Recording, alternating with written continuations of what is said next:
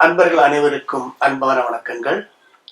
இன்று நாம் சற்றே சுவாரஸ்யமான வித்தியாசமான ஒரு நேர்காணல் முறையிலான ஒரு கருத்தரங்கம் போன்ற ஒரு விஷயம் இது. உங்களுக்கு அதிகம் பரிச்சயப்பட்ட, உங்களுக்கு மிகவும் தெரிந்த ஒருவருடைய அவரில் உள்ள உங்களுக்கு அதிகம் தெரியாத ஒரு பரிணாமத்தை அறியும் நிகழ்ச்சி அல்ல, ஒரு முயற்சி. உங்கள் அன்பரும் என் நண்பருமான தினேஷ்குமாரோடு ஒரு சந்திப்பு இது. தினேஷ், இதுவரை நீங்க டிவியில நிறைய அரசியல் சார்ந்த நிகழ்ச்சிகள், அதிலும் குறிப்பா நீங்கள் கேள்வி கேட்டு மக்களிடமிருந்து பதில் வாங்கக்கூடிய நிகழ்ச்சிகளை அதிகம் செய்தவர்கள். அதிலேயே உங்கள் ஒரு கரியரை நீங்கள் பில்ட் பண்ண நீங்கள் இப்படி ஒரு நிகழ்ச்சி, உங்களிடம் ஒருவர் கேள்வி கேட்க நீங்கள் பதில் சொல்வது எப்படி இருக்கிறது? எனக்கு வணக்கம். இந்த பக்கம் இருக்கிறதே எனக்கு ஒரு வித்தியாசமான அனுபவம். கிட்டத்தட்ட நான் நினைக்கிறேன் ஒரு 1000 நேர்காணலுக்கு இதுவரைக்கும் செய்திருப்போம். அது அரசியல், இலக்கியம், சமூகம் என்று அது நீடித்து செல்கிற பல விடயங்களை பேசியிருக்கோம். இப்போது என்னை ஒருவர் நேர்காணல் செய்கிறார், அது என்னிடம் கேள்வி கேட்கிறார். எனக்கு புதிய அனுபவம், கண்டிப்பா புதிதாக இருக்கிறது. கஷ்டமாக இருக்கிறதா? கஷ்டமாக இருக்கிறது தெரியும், அது நீங்க கேட்கிற கேள்விகள். ஆனால் நீங்கள் அந்த பக்கத்தில் இருக்கிற பொழுது எனக்கு தெரியுது எத்தனை பேர் எப்படி ஃபீல் பண்ணிருப்பாங்க இப்ப பார்க்கக்கூடியதா இருக்கிறது. ஆனால் இது ஒரு வித்தியாசமான அனுபவம். தெளிவா இது ஒரு கேள்வி கேட்பது மாதிரியான ஒரு விஷயமே. அதுவாகவே நாங்கள் இதை பார்க்கவில்லை. இது நீங்கள் அரசியலில் அல்லது சமூக அநீதிகள் நடக்கும் போதெல்லாம் நீங்கள் உங்களுடைய நிகழ்ச்சிகள் மூலமாக நீங்கள் அதை நிகழ்ச்சியாக நடத்தினீர்கள் என்பதை விட உங்களை நீங்கள் அங்கே வெளிப்படுத்தினீர்கள் என்றுதான் நாங்கள் பார்த்தோம். அப்படி இருந்த நீங்கள் இன்று சற்று வித்தியாசமாக ஆன்மீகம் அல்லது தனி மனித மேம்பாடு மாதிரியான விஷயங்களை பற்றி பேசும்போது, இது எப்படி நீங்கள் தேர்ந்தெடுத்து கொண்ட ஒரு துறையா அல்லது இதில் தான் உங்கள் மனம் அதிகமான ஈடுபாடோடு இருக்கின்றதா? உண்மையில் ஒரு அழகான ஒரு விடயத்தை நீங்கள் தொட்டிருக்கிறீர்கள். ஊடகத்தில் கிட்டத்தட்ட 15 ஆண்டுகள் மேலே, 15 ஆண்டுகள் ஆகிவிட்டது என்று பார்க்கறது ஆச்சரியமா இருக்கு. 15 ஆண்டுகள் கடந்து போயிருக்கிறது. அதில் செய்திகளில் ஆரம்பித்து செய்தி நேர்காணல்கள் இதையெல்லாம் நடக்கிற பொழுதோ சமூகத்தில் என்ன இருக்கிறதோ அதனை நாங்கள் பேசியிருக்கிறோம். இங்கே என்ன இருக்கிறதோ அதனைத்தான் நாங்கள் எங்களுடைய பிரதிபலிப்பாக கூட காட்டியிருக்கிறோம். நீங்கள் சொன்னீர்கள் தொழிலுக்காக செய்வது என்பதற்கு அப்பால் நீங்கள் யாரோ அதுதான் அந்த திரையில் வந்திருக்கிறது. நிச்சயமா நான் எனக்கும் அப்படித்தான். எனக்கு பொது ஒரு அநீதி நடக்கிறது, எங்களுடைய தமிழர்களுக்கு பிரச்சனை இருக்கிறது என்று சொன்னால் அந்த இடத்தில் நீங்கள் தெளிவாக ஒரு மனிதன் என்கிற அடிப்படையில் ஒரு அநீதிக்கு எதிராக குரல் கொடுக்க வேண்டும் என்கிற ஒரு எண்ணம் ஆழமாக மனதுக்குள்ளே இருக்கிறது. ஆனால் எனக்கு இதுல முக்கியமான விஷயம், இப்போது 1998 என்று நினைக்கிறேன். அந்த நேரத்தில் நான் ஒரு ஊடகவியலுக்கு வரவும் இல்லை, ஒன்றும் இல்லை. வாழ்க்கையில் ஏதாவது ஒரு நல்லது நடக்குமா என்று தேடிக்கொண்டிருந்த ஒரு காலம், கணக்க ஸ்ட்ரெஸ் அது எல்லாம் இருந்த பொழுது ஒருவரை சந்திக்கிறேன். அந்த மனிதர் என்னுடைய வாழ்க்கையில் புதிய பார்வைகளை கொண்டு வந்து தருகிறார். கொழும்பிலே நான் வாழ்ந்த பொழுது சிவகுருநாதன் அடிகள் என்று கூறக்கூடிய ஒரு இல்லற துறவி ஒருவர், அவருடைய குரு சித்திரமுத்தடிகள் என்று தமிழ்நாட்டில் இருந்தவர், ஒரு அற்புதமான மனிதர்கள். அவர் வாழ்க்கையில் எது முக்கியம் என்பது பற்றி இந்த உண்மை, நேர்மை, இந்த விடயங்கள், அது தவிர எங்களுடைய மனதினுடைய ஆற்றலை புரிந்து கொள்வதன் கூட எங்களுடைய வாழ்க்கை மாற்றலாம் என்கிற விடயத்தை எனக்கு அனுபவபூர்வமாக காட்டி தந்தது. அப்போது அதன் பிறகு தான் இந்த ஊடகவியல் எனக்கு விரும்பிய துறையாக ஊடகவியல் இருந்தது. விரும்பிய தொழிலை நீங்கள் தெரிவு செய்யலாம், அதை நீ நினைத்தால் அடையலாம் என்பதை முதலில் காட்டி தந்தவர் அவர்தான். அதன் பிறகுதான் ஊடக தொழிலுக்கு வருகிறோம். ஆனால் ஊடகம் தொழில் என்று ஒரு புறத்தில் வந்தாலும் அந்த உள்ளார்ந்து மனித மனத்தினுடைய ஆற்றல், ஆத்மீகம் என்று சொல்லக்கூடிய நாங்கள் யார் என்று எங்களை அறிந்து கொள்கிற அந்த விடயங்கள், தியானம், மற்றவர்களோடு அன்பாக நடக்க வேண்டும், அவர்களுடைய துன்பங்களில் இன்பங்களில் பங்கெடுக்க வேண்டும் என்கிற விடயங்கள் எல்லாம் அவர் எனக்கு கொடுத்த விடயம்தான். இப்போது ஒரு புறத்தில் ஊடகத்தில் பிஸியாக வேலை செய்து கொண்டிருந்தாலும் உள்ளுக்குள் ஓடிக்கொண்டே இருந்த அந்த விடயம், அவர் போட்ட விதை, நான் நினைக்கிறேன் 2009க்கு பிறகான காலகட்டத்தில் இந்த ஊடக பணியோடு மாத்திரம் நாங்கள் நின்றுவிட முடியாது என்கிற ஒரு உணர்வை எனக்கு கொடுத்தோம். உங்களுக்கு தெரியும் இல்லையா, ஆயிரக்கணக்கில் மக்கள் அழிந்து செத்து கொத்து கொத்தாக இருந்த பொழுது நீங்கள் வாழ்க்கையில் என்னென்ன வேதனைகள் எல்லாம் பார்க்க முடியுமோ அவ்வளவும் நீங்கள் பார்க்க வேண்டும். அதனை பார்த்து நீங்கள் அந்த நேரத்தில் பணி செய்கிற பொழுதோ அரசியல் ரீதியாக விடுதலை அடைவது என்பது மட்டுமில்லை, அதற்கு அப்பால் ஒவ்வொரு மனிதனுக்குள்ளும் மனங்களுக்குள்ளும் இருக்கக்கூடிய துன்பங்கள் அது இவ்வளவு கொடுமையானது. அதிலிருந்து அந்த விடுதலைக்காக இதனை பணி செய்ய முடியுமா? நாங்கள் எங்களுடைய அறிவை, எங்களுடைய உழைப்பை அதற்கு பயன்படுத்த முடியுமா? அதே நேரம் எத்தனையோ பேர் வாழ்க்கையை இழந்து பலவிதமான இடங்களில் தங்களுடைய வல்லமையே தங்களுக்கு தெரியாமல் பயத்தின் காரணமாக பல காரணங்களை வாழ்க்கையை ஒடுக்கி வைத்துக் கொண்டிருக்கிறார். அப்போது அவர்களுடைய வாழ்க்கையில் நல்லது கிடைப்பதற்கான என்ன வழி இருக்க வேண்டும் இந்த அரசியல் விடுதலை என்பதற்கு அப்பால் என்று தேடுகிற பொழுதுதான் நீங்கள் சொன்ன இந்த துறை NLP என்பது குறித்த படித்து லைஃப் கோச்சிங், பர்சனல் டெவலப்மெண்ட் துறையில் ஆர்வம் இருக்குது. இன்று நான் யோசிக்கிறேன், இந்த ஊடகத்தில் ஒரு விதத்தில் பணியாற்றி கொண்டிருக்கிறோம்.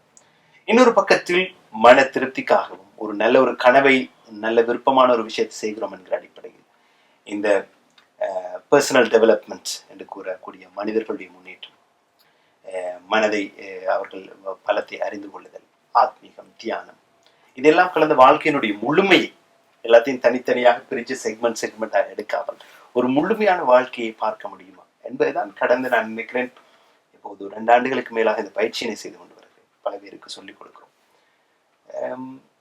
சுவாரஸ்யமான விஷயம் இது. காரணம், நீங்கள் பேசிக் கொண்டிருக்கும் போது எனக்கு தோன்றியது இது, நம்ம பலரும் ஏதேனும் ஒரு விதத்தில் நம்மளுடைய வாழ்க்கைக்காக ஒரு பணி அல்லது ஒரு தொழில் ஏதேனும் ஒன்று செய்து கொண்டிருக்கின்றோம்.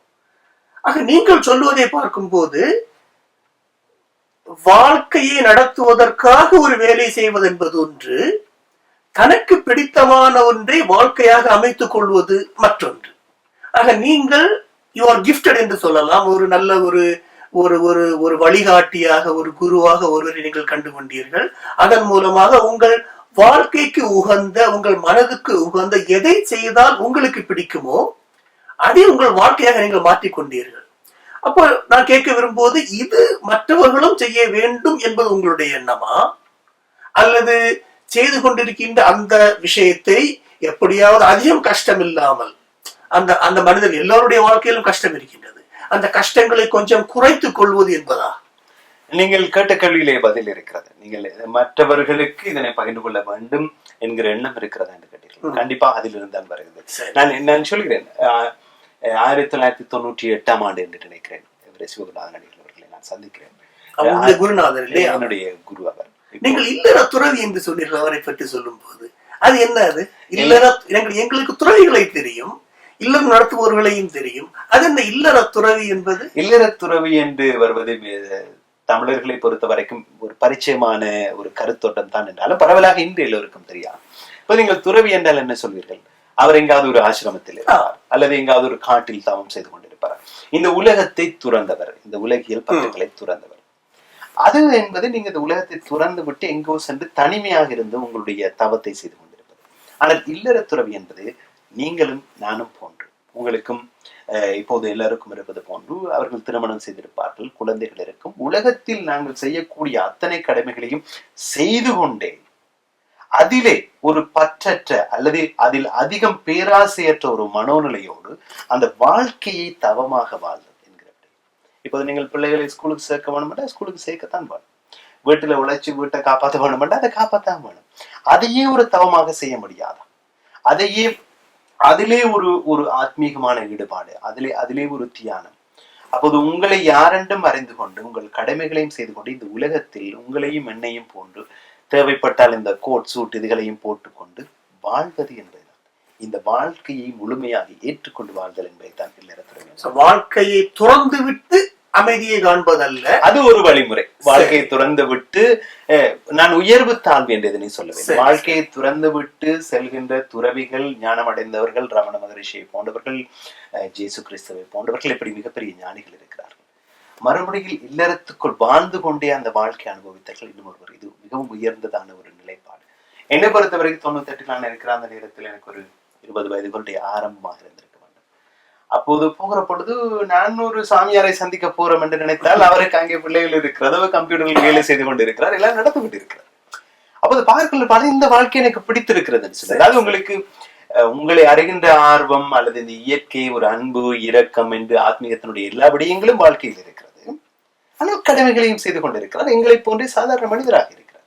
ஆக சந்தோஷமும் துக்கமும் கலந்த யதார்த்தமான இந்த வாழ்வில் நாம் அன்றாடம் சந்திக்கின்ற மனிதர்கள், நல்லவர்கள், கெட்டவர்கள், இன்பம், துன்பம், சந்தோஷமாக சிரித்து பேசுபவர்கள், பார்த்தாலே கோபம் உண்டாக்குபவர்கள், இவர்களுக்கு மத்தியில் வாழ்கின்ற இந்த வாழ்க்கையில் நாம் நம்மை அமைதியாகவும் சந்தோஷமாகவும் வைத்துக் கொள்வது எப்படி? இதனுடைய கேள்விதான் நீங்கள் செய்கின்ற இந்த விஷயமா? பொது சைக்காலஜி உளவியலை பொறுத்தவரைக்கும் மிக முக்கியமாக ஒரு விடயம் சொல்லுவார்கள்.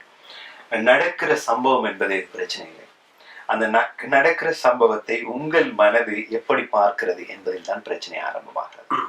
இப்போது ஒரு இடத்தில் ஒருவர் சத்தமாக பேசிக் கொண்டிருக்கிறார். 3 பேர் பார்க்கிறார்கள் என்று வைத்துக் கொள்வோம். ஒருவர் சொல்லுவார், அவன் சத்தமா பேசுகிறார், ஆகவே அந்த சத்தமா பேசுறபடியினால் அவர் கோபப்பட்ட மனுஷராக இருக்கக்கூடும் என்று இவர் நினைச்சு கொண்டார். இன்னொருத்தர் பார்த்து சிரிக்கலாம், நல்ல சத்தமா கதைக்கிறார் ஆள் என்று சொல்லி சிரிச்சுட்டு போகலாம். அப்ப அவர் கோபப்பட்டார் என்று நினைச்சவருக்கு அந்த சத்தம் போட்ட சம்பவம் ஒரு துன்பத்தை கொடுக்குது, மற்றவருக்கு அது துன்பத்தை கொடுக்குது. இப்படி ஒவ்வொரு விடயங்களும் ஒவ்வொரு நாளும் நாங்கள் நூற்றுக்கணக்கான சம்பவங்களை சந்தித்துக் கொண்டிருக்கோம். அந்த ஒவ்வொரு சம்பவத்துக்கும் என்ன செய்யறோம், அடிப்படையா ரியாக்ட் பண்றோம். அவர் ஒரு வார்த்தை சொன்னா நான் 2 வார்த்தை பதிலுக்கு பேசுவேன். ஒருவர் திட்டுனா அதை விட நான் இன்னும் கொஞ்சம் சத்தமா திட்ட பார்ப்பேன். ஒருவர் கோவப்படுத்தினா அதை விட மோசமா எப்படி அவரை காயப்படுத்தலான்னு நான் யோசிப்பேன். இப்படி எங்களுடைய மனங்கள்ல ஒரு ப்ரோக்ராமிங் எங்களுக்கு பழக்க தோஷத்தால ஓடிக்கொண்டே இருக்கு. அப்ப நீங்க அந்த உள்ளுக்கு எங்களுக்குள்ள இருக்கக்கூடிய அந்த விஷயங்கள் என்னன்னு கண்டறிஞ்சு அதுக்குள்ள நீங்க உங்களோட ஒரு எக்ரிமெண்ட்டுக்கு நீங்க வருகிற பொழுது வெளியில ஒரு பிரச்சனை குறைவா இருக்கு. வெளியில பிரச்சனை எப்பயுமே தீர போறது. உலகம் இப்படித்தான் இருக்கும். இப்ப போற ஒரு போட்டி உலகமாக ஓடிக்கொண்டிருக்கிறதுல பிரச்சனைகள் இல்லாம வாழ முடியாது. அந்த பிரச்சனைகளோடு நீங்களும் ஒரு பிரச்சனையாக மாறாமல் எப்படி வாழ்வது என்பதை நீங்க இருக்கக்கூடிய மாற்றம் என்பது வெளியிலிருந்து உள்நோக்கி அல்ல, உள்ளிலிருந்து வெளிநோக்கி என்பதுதான் அடிப்படை சித்தாந்தமா? கிட்டத்தட்ட என்னை பொறுத்த வரைக்கும் என்னுடைய நம்பிக்கை, ஒவ்வொருத்தருக்கும் ஒவ்வொரு நம்பிக்கை இருக்குது. என்னுடைய நம்பிக்கை பொறுத்த வரைக்கும் லைஃப் ஒரு இன்சைட் ஜாப் என்று சொல்லலாம். லைஃப் வெளியில நடக்கிறதுக்கு எல்லாம் வெளியில பல விஷயங்கள் நடக்கும். அது அந்த சூழல், வெளியில நடக்கிற சம்பவங்கள் எங்களுடைய வாழ்க்கையை பாதிக்கும் என்பது உண்மை. ஆனா உள்ளுக்கு நாங்கள் என்ன செய்து கொண்டு இருக்கிறோம், எங்களுடைய இன்டர்னல் இன்சைட் ஆஃப் எங்களுடைய ஒரு இன்டர்னல் மாடல் ஆஃப் வேர்ல்ட் இருக்கு. எங்களுக்கு உள்ளுக்கு நாங்கள் உலகம் பற்றி சில அபிப்பிராயங்கள், புரிதல்கள், நம்பிக்கைகள் எல்லாம் இருக்கு. அது வெளியில ரிஃப்ளெக்ட் பண்ண. அப்ப அந்த உள்ளுக்கு எங்களை நாங்கள் மாற்றி அமைச்சு கொண்டால் வெளியில மாற்றங்கள் வர்றது ஈஸியா இருக்கு. அப்ப நீங்க ஒரு வாழ்க்கையில இந்த வெற்றி அடைதல் என்றெல்லாம் சொல்லுவாங்க. வெற்றி, ஏதாவது நினைச்சது சாதித்தல், ஒரு நல்ல தகப்பனாக இருத்தல், அல்லது சமூகத்தில் நல்ல வேலைகளை செய்தல், ஒரு விரும்பிய தொழிலை செய்தல், இப்படி 1000 லட்சியங்களை ஒருவருக்கும் இருக்கக்கூடும். அதுக்கு முதலில் நாங்கள் எங்களுடைய உள்ளுக்கள், எங்களுடைய மனதில், எங்களுடைய உலகத்தை மாற்றி அமைத்தல், திருத்தி அமைத்தல் என்பது மிக முக்கியம். உள்ளே இந்த வேலை நடக்கலாம். உள்ளே திரு வளர்ந்தால் வெளியில் திரு என்பது வளரும். அப்ப அகத்தை சுத்தி செய்வது என்பது எங்களுடைய கட்டுப்பாட்டுக்குள் இருக்கக்கூடிய, எப்படிங்கிறதே தெரியாம எப்படி அதனை செய்வது என்று தெரிந்து கொண்டு அதற்கு இருக்கக்கூடிய மெத்தடாலஜிஸ், டெக்னிக்ஸ், அதற்குரிய நுணுக்கங்கள், நுட்பங்கள் எல்லாம் அறிந்து கொண்டு வருதல், அந்த திறமையை வளர்த்து கொண்டு உள்ளுக்கு திருத்தி கொண்டு வருவாருண்டா அவருக்கு வெளியில என்னென்ன செய்ய வேணும்னு சொல்லி அவருக்கு தெரிய வரும். ஆனா நாங்கள் எப்படி எதிர்பார்க்கிறோம், வெளியில எல்லாம் மாறினா சரி, நான் பிரச்சனை இல்லை, ஆனா அவர் பிரச்சனை, இவர் பிரச்சனை, கம்பெனி பிரச்சனை, கவர்மெண்ட் பிரச்சனை, சமயம் பிரச்சனை, வெளியில உள்ளது எல்லாமே எங்களுக்கு பிரச்சனை. ஆனா நாங்கள் எங்களுக்குள் அதனை சந்திக்கக்கூடிய பலத்தை, வல்லமைய, திறமைய, நுணுக்கத்தை நாங்கள் வளர்த்துக்கணும்னு சொன்னால் அதன் ஈஸி. இதுதான் எல்லா பெரிய பெரிய பிலாசபர்ஸ் சொல்லக்கூடிய விஷயம் இல்லை. யாருமே இப்ப புதுசா ஒரு இடத்துல சொல்லுவார், நேற்று நான் ஒரு புத்திசாலியாக இருந்தேன், உலகத்தை மாற்ற நினைத்தேன், ஒன்றும் நடக்கவில்லை. இன்று நான் ஞானியாகிவிட்டேன், என்னை மாற்றின உலகமே மாறிவிட்டது என்று. ஆக மாற்றம் என்பது உள்ளுக்குள் தான். அப்ப உண்மையில இல்லையா? நிச்சயமா. இப்ப நீங்க பாருங்க, நாங்கள் எல்லாரும் உலகத்தை மாற்றக்கு முயற்சிக்கிறோம். உலகம் மாற வேண்டும் என்று நினைக்கிறோம், சமூகம் மாற வேண்டும் என்று நினைக்கிறோம், சமயங்கள், அரசுகள் எல்லாம், வாழ்க்கை எல்லாம் மாற வேண்டும் என்று உலகத்தையே மாற்றத்துக்கு நினைக்கிறோம். ஆனா நாங்களும் அதுக்குள்ள ஒரு பங்கா இருக்கோம் இல்லையா? எங்களை மாற்றுறதால இருக்கிற கஷ்டமான வேலை. ஒவ்வொருவருக்கும் தங்களை சமாளிப்பது. ஏன்னா இந்த உடம்பு சொல் பேச்சு கேட்கறது இல்லை, நீங்க நினைச்சபடி கூட உடம்பு இருக்கிறது இல்லை, நான் நினைக்கிறபடி என்ற மனசு வேலை செய்யறது இல்லைன்னா நிக்காது. அது ஓடுன்னு சொன்னா அந்த நேரத்துல அது சோம்பேறித்தனமா இருக்கும். இப்படி எங்கட மனசு அல்லது எங்கட உடம்ப கட்டி காக்குறதே பெருசா இருக்கிற பொழுது உலகத்தை மாத்துறதுக்கு முதலே அந்த வீத சேஞ்ச் யூ விஷன் சொல்லி மகாத்மா காந்தியினுடைய வாசகம் இருக்கிறது. நீ என்ன மாற்றத்தை உலகத்தில் கொண்டு வர விரும்புகிறாயோ அந்த மாற்றமாக நீ இரு என்பதாக. சரி, அப்ப நாங்கள் மாறலாம். நான் இதை மேலோட்டமாக சொல்லவில்லை. ஒவ்வொரு வாழ்க்கையில ஒவ்வொரு பகுதியை அங்கமாக நீங்க பிரிச்சு அதுல சரியாக அதை எப்படி மாற்றலாம் என்று சொல்லி அந்த சரியான மெத்தட்ஸ்களை அறிஞ்சிடுங்க. அப்ளை பண்ணுற பொழுது உள்ளுக்கு அந்த மாற்றம் வரும். சிந்தனைகள்ல மாற்றம் வரும், செயல்ல மாற்றம் வரும், நடத்தையில மாற்றம் வரும். அப்ப இதெல்லாம் மாற்றப்பட முடியும் விஷயங்கள் தான் என்கிறீர்களா? கண்டிப்பாக இல்லையா? கண்டிப்பா. நீங்க பாருங்க, இப்போது NLP எடுத்துக்கொண்டால் மெமரிஸ் பிளாஸ்டிக் என்று சொல்லுவாங்க. அதாவது இப்ப சின்ன வயசுல இருந்து நாங்கள் பிறந்து வளர பொழுது பிறக்கிற பொழுது எங்களுக்கு ஒன்றும் தெரியாது இல்லையா? அப்படிதான். ஒரு தாயின் கருவில இருந்து நாங்கள் இந்த உலகத்துல பிறக்கிறோம். பிறந்த பொழுது உங்களுக்கு முன்னுக்குள்ள ஒரு ஆளை மட்டும்தான் தெரியும். தாயை தான் முதல்ல தெரியும், அதுக்கு பிறகு தந்தையை தெரியும். கொஞ்சம் கொஞ்சமா மொழியை படிக்கிறோம். கொஞ்சம் கொஞ்சமா நாங்கள் முதல்ல நாங்கள் நினைக்கிறது முதல்ல எல்லாம் கிடைக்கும். நீங்க உங்களுக்கு பசிக்க முதல்ல பால் கொடுப்பாங்க, நீங்கள் அழ முதல்ல உங்களுக்கு எல்லாம் கொடுக்கப்படும். கொஞ்சம் கொஞ்சமா நீங்க உலகத்துல பழகுறீங்க, மொழியை படிக்கிறீங்க, ஸ்கூல்ல படிக்கிறீங்க, ஆக்களை பற்றி பழகுறீங்க. இது பற்றிய ஞாபகங்கள் எல்லாம் எங்களோட மனசுக்குள்ள தாராளமா பதிஞ்சு பதிஞ்சு பதிஞ்சு பதிஞ்சு அதுதான் நாங்கள் யார் என்கிற அடையாளத்தை எங்களுக்கு உருவாக்குது. எனக்கு இது படிக்கும், இது படிக்காது, இது முடியும், இது முடியாது, இதெல்லாம் சின்ன வயசுல இருந்து வர அனுபவங்கள் இருந்து தான் எங்களுக்கு வரும் இல்லையா? அந்த அடையாளம் என்பதை நாம் உருவாக்கி கொண்டதில்ல, சமூகம் நமக்கு அளிக்கின்ற ஒன்று சொல்றீங்களா? நமக்கு நாம் உருவாக்கி கொண்டதும் சமூகம் நமக்கு கொடுத்ததும் தான் இல்லையா? இப்ப நாம ரூபா இதானே நாங்கள் சொல்றோம். ஒன்று பேர் நமக்கு நம்ம வச்சுக்கிட்டது இல்லை. எனக்கு கண்டிப்பா நான் பேர் வச்சுக்கிட்டது இல்லை. எல்லாருக்கும் பேர் பிறந்த உடனே வீட்டுல இருக்கிற பெரியவர்களால வைக்கிறாங்க. ரூபம் இதுவும் அப்பா அம்மானுடைய உறவால வந்தது, நாங்கள் சாப்பிடுற இந்த பொருட்களால வந்தது. இது சமூகத்துல இருந்து ரெண்டும் தான் வருது. ஆனால் இந்த சமூகத்தை பற்றி அந்த அபிப்பிராயங்களை அநேகமான நேரங்களை நாமளே உருவாக்கி கொள்றோம். இப்ப அவர் நல்லவர், இவர் கூடாதவர், இதை நெருப்ப சுட்டா சுடும், புளிய கண்டா அது கடிக்க வரும், இப்படியான அபிப்பிராயங்கள் எல்லாம் நாங்கள் எங்களுக்குள்ள உருவாக்குறோம். இந்த அபிப்பிராயத்தை உருவாக்குற பொழுது சமூகம் மட்டும் அதை உருவாக்குறதுல நாங்கள் யார் என்ற அடையாளத்தை நாங்கள் உருவாக்கி கொள்றோம். ஒரு இன்ட்ரெஸ்டிங்கான ஒரு வார்த்தை நீங்க பயன்படுத்துறீங்க, உருவாக்குதல் என்பது. அப்ப ஒரு அடிப்படையான விஷயம் என்னன்னா, எந்த ஒரு விஷயத்தை உருவாக்க முடியுமோ அதை மறு உருவாக்கவும் செய்ய முடியும். கண்டிப்பாக. நான் முதலில் சொன்னபடியும் இந்த இடத்தில் பார்க்கிறேன். இப்போது இந்த ஞாபகங்கள் உள்ளுக்கு இருக்கிறது தானே. இப்போது இப்ப நீங்க பாருங்க, இந்த உடம்பு இருக்கு, இந்த எலும்பு இருக்கு. இந்த எலும்பு வயசு போக போக அது ஒரு விதமாக வளர்ந்து கொண்டு மாற்றம் அடைகிறது.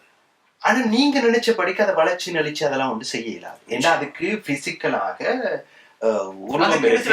தன்மைகள் இருக்கு. ஆனா ஞாபகத்தை அல்லது இந்த பதிவுகளை நீங்க எடுத்துக்கிட்டீங்கன்னா, நீங்க ஆழமாக சில பயிற்சிகள் கூட அந்த ஞாபகங்களை திரும்ப வரவழைச்சா அந்த ஞாபகங்களை மாற்றி அமைக்கணும். இது ரொம்ப இன்ட்ரெஸ்டிங்கான ஒரு விஷயம். ஏன்னா நீங்க நரம்பும் உணர்வும் சார்ந்த ஒரு விஷயத்தை படிக்கின்ற ஒரு விஷயமாக இதை பார்க்கின்றீர்கள் இல்லையா? அதை பற்றி கொஞ்சம் சொல்லுங்களேன். இப்ப இதுல நியூரோலிங்குஸ்டிக் ப்ரோக்ராமிங் என்று சொல்லுற பொழுது அதுல முக்கியமா இருக்கக்கூடிய விஷயம் உணர்ச்சிகள். சரியா? உணர்ச்சிகள். இப்போது ஒருவர் கோபம் ஒருவருக்கு வருகிறது என்று சொன்னா, நல்ல பெருத்தளவு ஒரு கோபம் வருது என்று சொன்னா கை காலெல்லாம் இந்த பிசியோலஜில இந்த உடல்ல ஒரு மாற்றம் ஏற்படும். சில பேர் பல்ல கடிப்பாங்க. சில நேரம் நீங்க பாத்தீங்கன்னா ஒரு சரியா ஒருத்தர் பயந்துட்டாருன்னு சொன்னாலும் அவருக்கு இந்த உடம்புல அட்ரினலின் கூட ஓட சொல்ல அவர் ஓடுறதுக்கு தயாரா இருக்கா. முகமெல்லாம் வேர்க்கும், சில பேருக்கு சிவந்து போகும். இது அவ்வளவு இருக்கு. அப்ப கண்ணுக்கு தெரியாத ஒரு உணர்ச்சி உடம்புல ஏற்படுகிற பொழுதோ அந்த உணர்ச்சி உடலியலில் மாற்றம் ஏற்படுத்துகிறது. இப்போ சில நேரம் டென்ஷன், மைக்ரைன், ஹெடேக் எல்லாம் சில பேருக்கு வரும். ஏதாவது யோசனைகள் கணக்கு குழப்பம் வந்தாலும் கூட அது வரும். சில பேருக்கு படுத்தா ஒரு பயம் இருந்தா படுத்த பிறகு வேர்க்கிற இது எல்லாம் இருக்கு. சின்ன குழந்தைங்க படுக்கும்போது ஒண்ணுக்கு போறது கூட இதனுடைய ஒரு மாதிரியான விஷயம் இருக்கக்கூடும். இப்போது பாத்தீங்கன்னா இந்த உடம்புக்கும் இந்த உணர்ச்சிகளுக்கும் இருக்கக்கூடிய சம்பந்தம் மிகவும் ஒட்டி இருக்கக்கூடிய சம்பந்தம். அதுல இந்த நியூரோ என்று இவர்கள் உணர்ச்சியை அவர்கள் குறிப்பிட்டாலும் இந்த உடலை நீங்கள் மாற்றி அமைப்பதன் ஊடாக, இப்போ உதாரணம் மாற்றி அமைப்பதன் ஊடாக ஒன்றை ஒன்று பாதிக்கலாம்.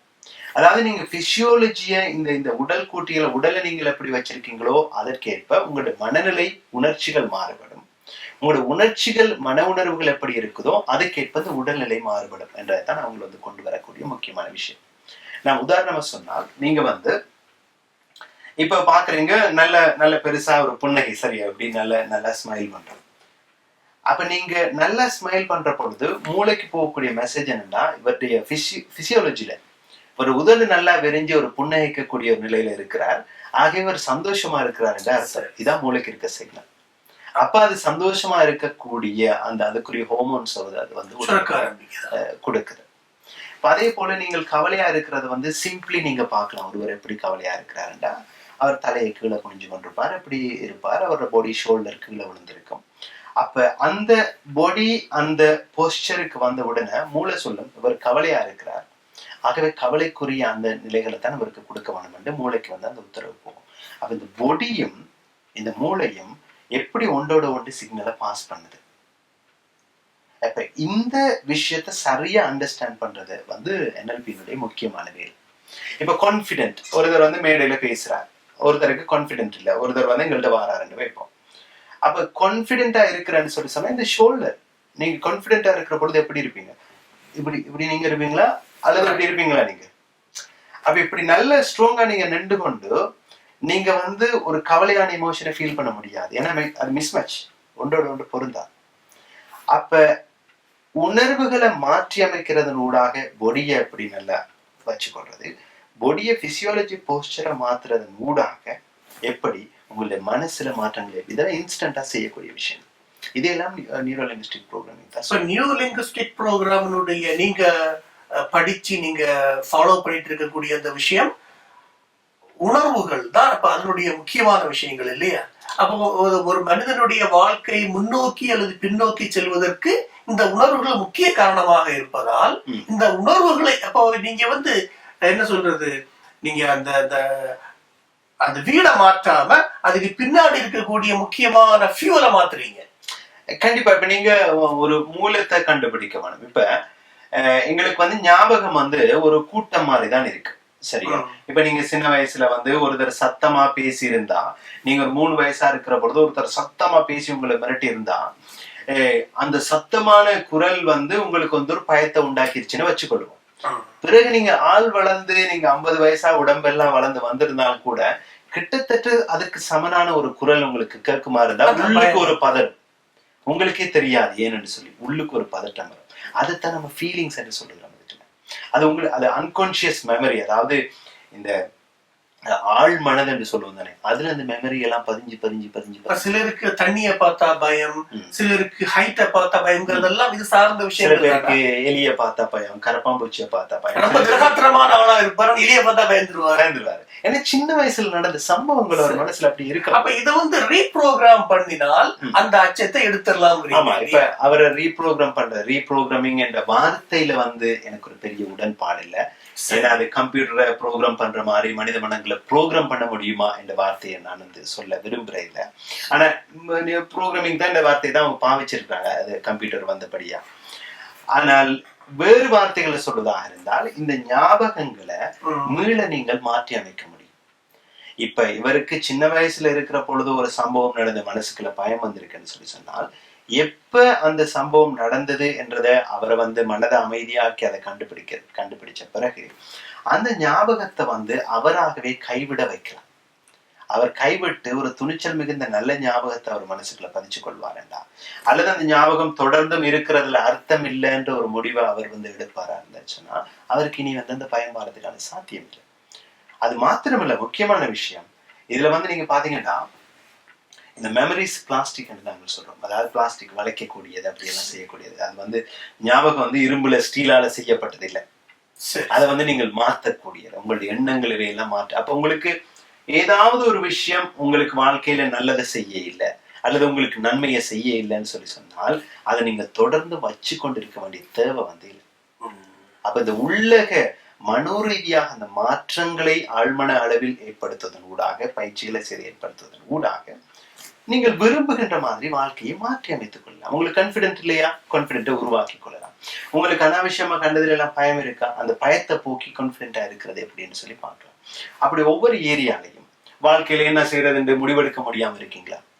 அப்ப என்ன நடந்தா முடிவெடுக்கலாம்ன்றதை பற்றி அந்த தெளிவுகள் வந்து சொல்லி சொன்னா வாழ்க்கையை உங்களுக்கு ஏற்றபடி நீங்க மாற்றி அமைச்சு கொள்ள, விரும்புகிறபடி அமைச்சு கொள்ளக்கூடிய அந்த வல்லமைக்கு இந்த நியூரோ லிங்குஸ்டிக் ப்ரோக்ராமிங் மிக முக்கியமான டூல்.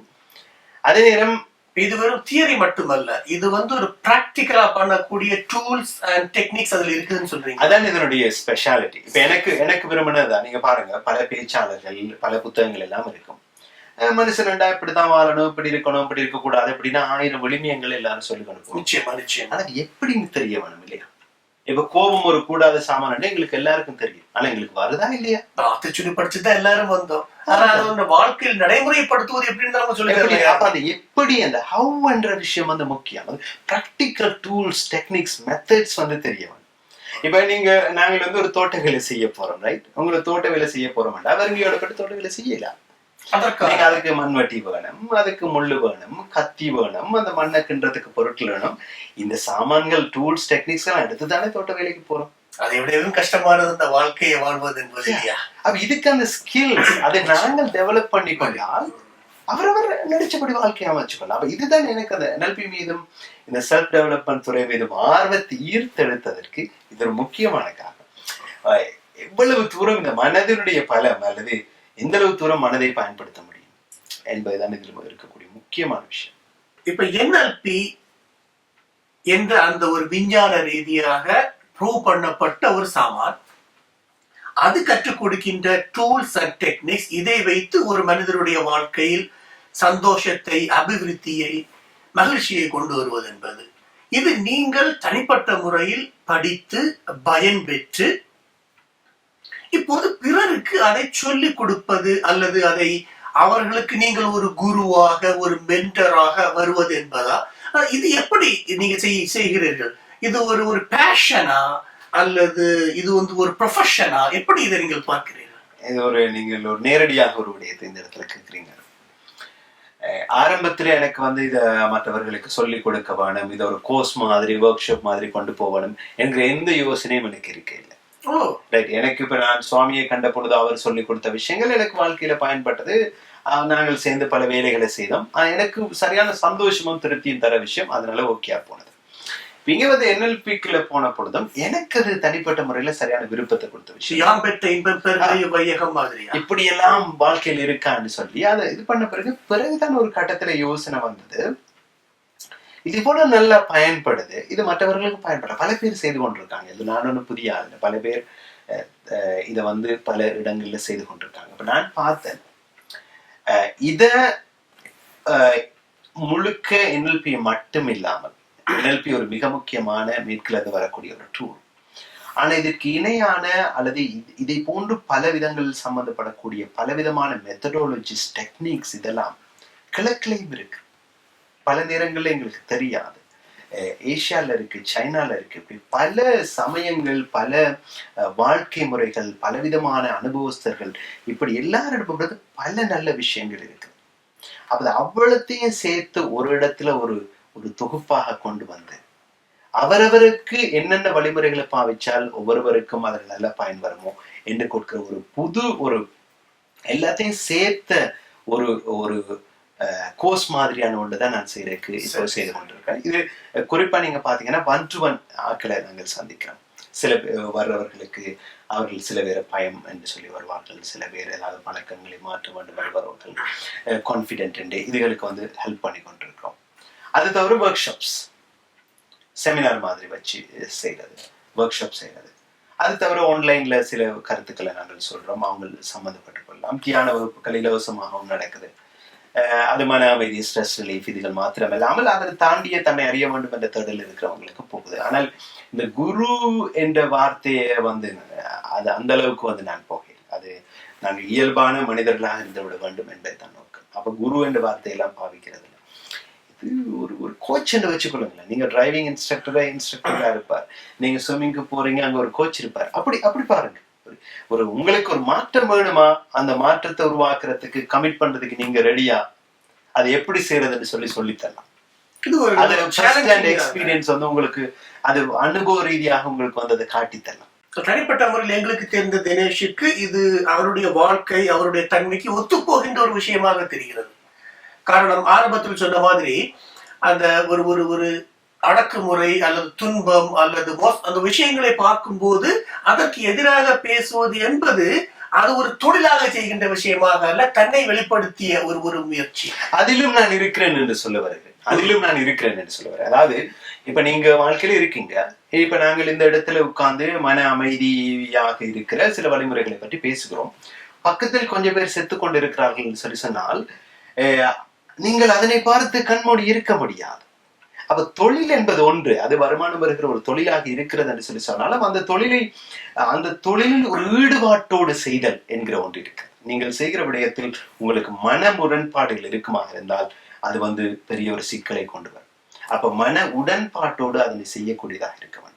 ஆரம்பத்தில் எனக்கு இந்த சிக்கல் இருந்தது. ஒரு பக்கம் இந்த மன அமைதி, தியானம், தன்னை அறிதல், அமைதியான வாழ்க்கை, மறுமுனையில் இந்த அடக்குமுறை, அதற்கு எதிராக நடக்கக்கூடிய விடுதலை போராட்டம், அதற்கு ஆதரவாக குரல் கொடுத்தல் எல்லாம் ஒரு சிக்கலாக இருந்தது. ஆனால் எனக்குள் நான் சொல்லிக் கொண்டு பழக்கப்படுத்திக் கொண்ட விதம் என்னவென்று சொல்லி சொன்னால், நீங்கள் முதலில் உங்களுடைய மனம் எப்படி போகிறது என்று பாருங்கள். இந்த உலகத்துக்கு யூஸ்ஃபுல்லாக, பயன்மிக்கதாக வாழுங்கள் என்கிற ஒரு நிலை இருக்குது. ஐன்ஸ்டைன் அழகா சொல்லுவார், I'm happy to be useful than successful என்று சொல்லிட்டு. அப்ப எங்களுடைய குரு சித்திரமுத்தடிகள் என்று தமிழ்நாட்டில இருந்து அவரை பாத்தீங்கன்னா, அவர் துறவியா வந்த பிறகு நேதாஜி சுபாஷ் சந்திர போஸ் இந்திய தேசிய ராணுவம் அமைத்த பொழுது ஒரு ராணுவத்தில் போய் சென்றார். அவர் சொல்கிறபடியும் தேசத்துக்கு சேவை செய்ய வேண்டும். மக்களுக்கு இல்லாதவர்களுக்கு அன்னதானம் கொடுப்பது மாத்திரமில்லை, நீங்கள் தேசத்துக்கு சேவை செய்ய வேண்டும். அப்ப அந்த கான்சியஸ்னஸ் இருக்க வேண்டும் நினைக்கிறேன். வாழ்க்கையை பிரிச்சு போற்றலாம். கர்மயோகம் என்று சொல்வார்களே, அந்த கர்ம யோகி என்று சொல்வார்களே, அது சார்ந்த விஷயங்களா இது? காரணம், விவேகானந்தர் சொன்ன ஒன்று ஞாபகத்துக்கு வருகிறது. விவேகானந்தர் அனைவருக்கும் தெரிந்த ஒரு யோகி, ஒரு ஞானி. அவர் தென்னிந்திய பிரதேசங்கள் பிரயாணம் செய்யும் போது வறுமையில் ஏழ்மையில் வாடிய மக்களிடம் சென்று ஆன்மீகத்தை பிரச்சாரம் செய்ய சொன்ன போது சொன்னார், அவர்களுக்கு அது தேவையில்லை, சாப்பாடு கொடுங்கள் முதலில். அவன் வயிறு நிரம்பட்டும், அவனுக்கு ஒரு வாழ்க்கைக்கான யுக்தியை கற்றுக் கொடுத்த பின் ஆன்மீகத்துக்கு வாருங்கள் என்றார். அது சார்ந்த அதுவும் ஒரு இது மாதிரியான விஷயங்கள் தான். நிச்சயமாக இப்போது அது ஒரு முக்கிய வாழ்க்கை இயல்பாக பார்க்க வேண்டும். எது இருக்கிறதோ அதை கண்ணை திறந்து இது இப்படித்தான் இருக்கிறது என்று முதலில் நாங்கள் பார்க்கிறோம். அதன் பிறகு எங்களுக்கு வாழ்க்கையில் ஒரு கனவு இருக்கும், இந்த இடத்துக்கு போக வேண்டும் என்றால் நீங்க எங்கே இருக்கிறீர்களோ அந்த இடத்திலிருந்து அந்த பயணத்தை தொடர்ந்து போகலாம். இப்போது விவேகானந்தர் சொன்னது போன்று பல இடங்களில் மக்கள் ஏழைகள் பட்டினியாக வாழுகிறார்கள் என்று சொன்னால் அதனை நிறுத்துவது என்பதுதான் ஒரு உண்மையான ஒரு மனிதநேய பணியாளனுடைய வேலையாக இருக்க முடியும். இதற்காக நான் சொல்லவில்லை நாங்கள் குறைபாடற்ற மனிதர்கள், கர்மயோகம் செய்கின்றவர்கள் என்றெல்லாம் நாங்கள் எங்களை கூறிக்கொள்ள முடியாது. எல்லோரையும் போன்றே எனக்கும் குறைபாடு இருக்கிறது, எனக்கும் பயம் வரக்கூடிய சந்தர்ப்பங்கள் இருக்கிறது, எனக்கும் எங்ஸைட்டி வரக்கூடிய சந்தர்ப்பம், இதெல்லாம் எல்லாருக்கும் இருந்து கொண்டு இருக்கிறது. ஆனால் அதனை தாண்டி வாழ்தல் என்பது மிக முக்கியமாக இருக்கிறது. ஆகவே அதனை தாண்டி போறது என்று சொல்லி சொன்னா, உங்களுக்கு ஒரு பயம் இருக்குது என்று சொல்லி சொன்னா, எனக்கு இந்த பயம் இருக்கிறது என்று ஏற்றுக்கொண்டு அந்த பயம் ஏன் வருகிறது, அதனை எப்படி நீக்கலாம் என்று நாங்கள் ஆராய வேண்டும். அது எனக்கு பயம் இல்லை என்று சொல்லி நீங்கள் பார்ப்பது என்பதை எங்களை நாங்கள் ஏமாற்றுவதாக இருக்கு. ஆகவே வாழ்க்கையில் எது இருக்குதோ அதனை நீங்கள் நிற்க வேண்டும். ஆகவே மக்கள் தொண்டு, இரக்கம், இந்த விடயங்கள் இல்லாமல் நான் நினைக்கிறேன் ஆத்மீகமும் இல்லை, வாழ்க்கையில் வெற்றி என்பதும் சாத்தியமில்லை. எதுவாக இருந்தாலும் அடிப்படை என்பது ஒரு நல்ல நோக்கம் கொண்டதாக இருக்க முடியும். அல்லாவிட்டால் வெறும் சுயநலமாக முடியும். நீங்கள் மிகப்பெரிய வெற்றியாளராக சமூகத்தில் கணிக்கப்படலாம், மில்லியன் கணக்கில் சொத்துக்கள் குவித்தவராக இருக்கக்கூடியவராக இருக்கலாம். ஆனால் உங்களுக்கு உங்களுடைய மனதை அமைதிப்படுத்தக்கூடிய ஒரு தெளிவு இருக்க வேண்டும். அந்த மற்றவர்கள் அதில் சம்பந்தப்படுகிறார்கள், சந்தோஷப்படுகிறார்கள் என்று வருகிற பொழுது உள்ளே ஒரு திருப்தி வரும் இல்லையா? அங்கேதான் அந்த வெற்றி என்பது ஃபுல்ஃபில்மெண்ட் ஆகும். சந்தோஷம், வெற்றி என்ற வார்த்தையை பயன்படுத்தினீர்கள் அல்லவா? இப்ப சந்தோஷம் என்பது அது ஒரு இதுதான் சந்தோஷம் என்று டிஃபைன் பண்ண முடியாத ஒன்றாக அல்லவா இருக்கிறது. காரணம், ஒருவருக்கு சந்தோஷத்தை கொடுப்பது இன்னொருவருக்கு துன்பத்தை கொடுப்பதாக இருக்கும். ஆங்கிலத்தில் one man's food is another man's poison என்று சொன்ன மாதிரி, அப்ப அந்த சந்தோஷத்தை எப்படி டிஃபைன் பண்ணுவது? அதே போல வெற்றி என்று சொல்லுகின்ற ஒன்று, காரணம் வெற்றி என்பதே ஒன்றை சாதிப்பது என்பதில் இருக்கின்றது இல்லையா? அப்ப அந்த சாதிப்பது என்பது ஒருவனை கீழ்த்தள்ளி விட்டு மேல் செல்வதா? அது என்ன விஷயம்? அது சந்தோஷமும் அந்த வெற்றியும் விளக்குங்களேன். நீங்க ரெண்டு விஷயம் சொல்றீங்க. நீங்கள் சொல்றீங்க இப்ப சந்தோஷம் என்பது ஒருவருக்கு சந்தோஷத்தை கொடுப்பது, இன்னொருத்தருக்கு சந்தோஷம். ஆனா நமக்கே ஒரு நேரத்துல சந்தோஷத்தை கொடுத்த ஒன்று இன்னொரு நேரத்துல சந்தோஷம் கொடுப்பது. இப்ப நீங்க நல்ல பசியோட இருக்கீங்க, பகல் 3 மணி சாப்பிடல, நல்ல பசி. அந்த நேரத்துல கிடைக்கிற ஒரு சுவையில்லாத ஒரு சாப்பாடு கூட நல்ல சுவையாக இருக்கும், பெரிய ஒரு சந்தோஷத்தை கொடுக்கும். அதே நேரம் நல்லா சாப்பிட்டு நீங்க வீட்டுல இருக்கிற பொழுது ஒரு அறுசுவையாக உணவு வச்சு கொண்டாலும் கூட அது நீங்க வந்து ஓரமா சாப்பிட சொல்லி வற்புறுத்தினா உங்களுக்கு வரும். அப்ப இந்த சந்தோஷம் என்றது வந்து ஒரு ஒரு சார்பு நிலைப்பா, ஒரு ரிலேட்டிவ் வட்டம். இப்ப சந்தோஷமா இருக்கும், இன்னும் கொஞ்ச நேரத்துல சந்தோஷம் இருக்கா. ஆக இந்த சந்தோஷத்தை தேடி அல்லது இன்பத்தை தேடி, பிளஷரை தேடி ஓடுவது என்பது எப்பயுமே கழுதைக்கு கரெக்ட் கட்டின மாதிரி இருக்கு. சரி சரி.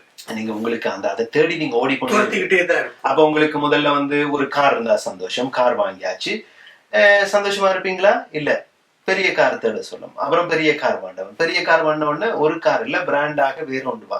இப்படி நீங்க பாத்தீங்கன்னா ஒரு சேஸ் நடக்கும். அது போக போக அந்த உங்களுடைய எதிர்பார்ப்பும் வந்து ஹையா போய்கொண்டே இருக்கும். அப்போ ஒரு கட்டத்துல இருந்து நாங்க யோசிக்க வேணும், சரி இதெல்லாம் வந்தாச்சு, இதுல மீனிங் இருக்கா, அர்த்தம் இருக்கா?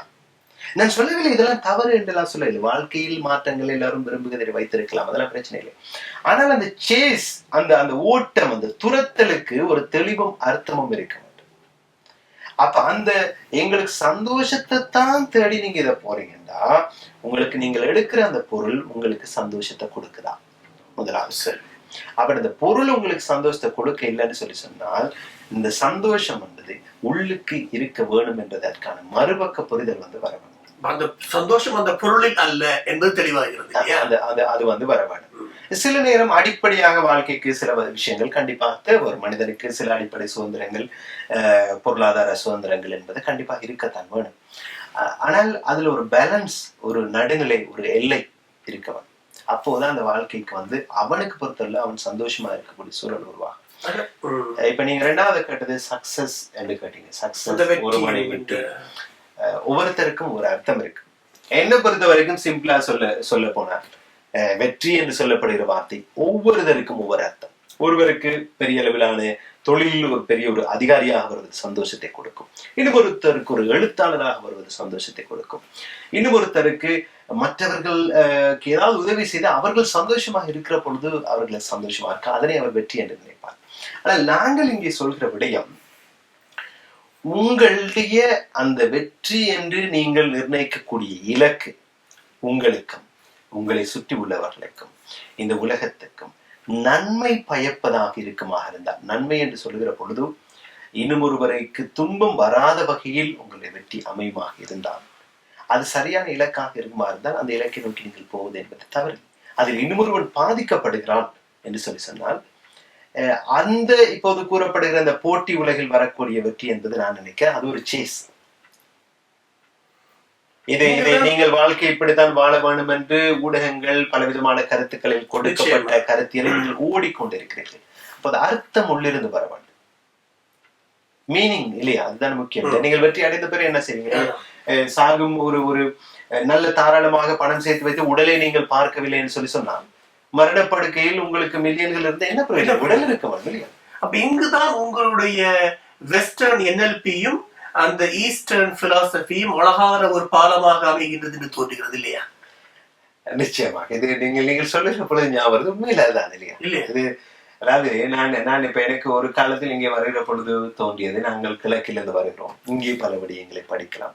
இப்போது இந்த நாடுகளில் படித்தவர்கள் இன்று இங்க இருக்கக்கூடிய செல்ஃப் டெவலப்மெண்ட் அல்லது பர்சனல் டெவலப்மெண்ட் துறையில் இருக்கக்கூடிய குரு என்று சொல்லக்கூடிய மிகப்பெரியவர்களுடைய கொட்டேஷன்ஸ் பதஞ்சலி யோக சூத்திரத்திலிருந்து வரும், நிச்சயமாக மகாத்மா காந்தியிலிருந்து வரும், இன்னும் அங்க இருக்கக்கூடிய புத்தனை சொல்லாத வெஸ்டர்ன் பிலாசபரே இல்லை என்று சொல்லலாம், ஒருவரும் இல்லை என்று சொல்லலாம்.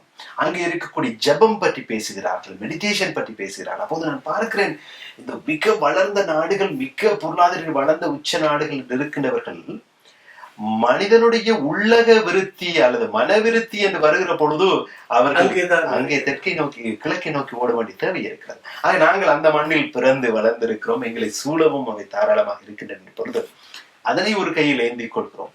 இங்கே தொழில்நுட்ப ரீதியாக எதனையும் ஒரு சிஸ்டமாக முறைப்படி செய்யக்கூடிய இந்த முறைகளும் இருக்கிற பொழுது இது ஒரு வாய்ப்பு எங்களுக்கு ரெண்டு கைகளில் ஏந்துகிறதுக்கு. அந்த வகையில் நான் நினைக்கிறேன், தமிழகமாக இருந்தால் என்ன, இங்கே நாங்கள் இருக்கக்கூடிய லண்டன் போன்ற நாடுகளிலாக இருந்தால் என்ன, இந்த இரண்டும் சந்திக்கின்ற ஒரு நல்ல ஒரு காம்பினேஷன் அமைந்து விட்டது. சுவாரஸ்யமான விஷயம் இது.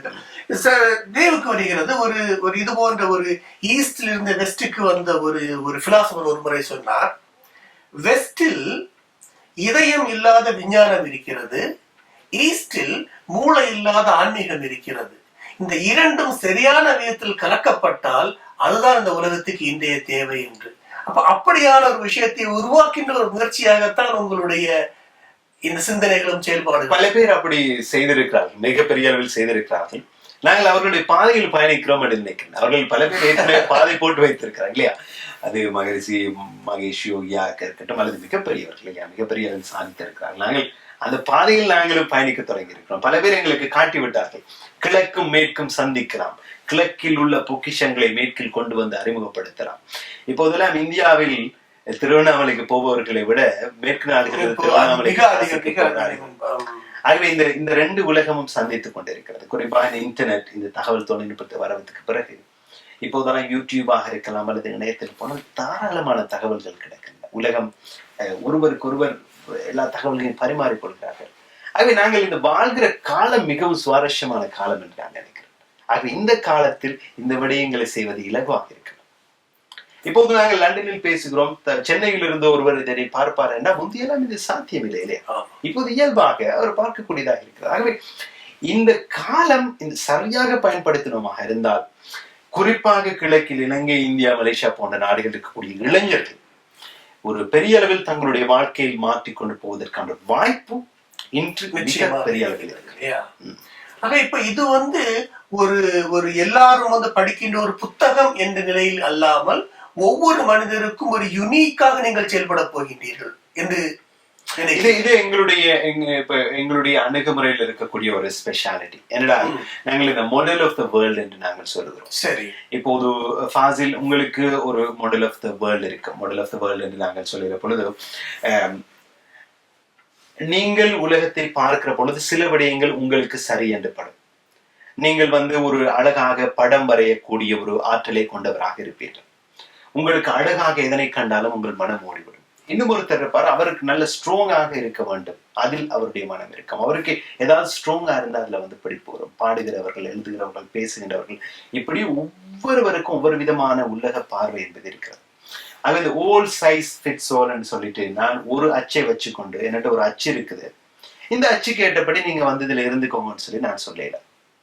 அப்ப அவரவர் மனதுக்கு ஏற்றபடி அவரவருக்கு என்ன தேவையோ அதற்கேற்ப அந்த மாற்றங்களை கொண்டதாக இந்த நுட்பங்களும் அணுகுமுறைகளும் இந்த பயிற்சி முறைகளும் கொடுக்கப்பட்டால்தான் அது சாதாரணமா வரும். ஸ்கூல்ல நீங்க எடுத்து பாருங்க, எல்லாருக்கும் ஒரே பாடத்திட்டம். டிஸ்லெக்சியா நிறுவனமயமாக்கப்பட்ட எல்லா கருத்துக்களுக்கும் இதுதான் அங்கே ஒன்றை தெளிவாக எழுதி வைத்திருப்பார்கள். நீங்கள் ஒரு பாடசாலையில் எடுத்துக்கொண்டால் எல்லோருக்கும் ஒரே பாடத்திட்டம். அவனுக்கு பிடிக்கிறதா அநேகமா ஒரு 10ஆம் வகுப்பு 11ஆம் வகுப்பு படிச்ச பிறகு அநேகமான நாட்களுக்கு அந்த படிச்ச பாடம் எதுக்குன்னே தெரியாம, அப்ப எல்லாருக்கும் ஒரே மாதிரி கொடுக்கப்படுது. ஆனால் இந்த வாழ்க்கை மனித மேம்பாடு, மனிதவள மேம்பாடு அல்லது சுய விருத்தி என்று வருகிற பொழுது அது தனியாகத்தான் இருக்க முடியும். ஏன்னா நீங்கள் இலகுவாக போய்விடுவீர்கள். நீங்கள் இலகுவாக ஒரு போட்டிகளை தாண்டி முன்னேற வேண்டும் என்கிற வரிய ஆர்வம் ஒருவருக்கு இருக்கக்கூடும், மற்றவருக்கு அது இல்லாம இருக்கக்கூடும். அப்ப நீங்க ஒரே மாதிரி அணுகுமுறையை 2 பேருக்கும் வைக்க முடியாது. அவரவருக்கு எது பொருத்தமோ அது கேட்டபடித்தான் கொடுக்க முடியும். அப்போதான் அது உண்மையான மாற்றத்தை அந்த நபருடைய வாழ்க்கையில் ஏற்படுத்தும்.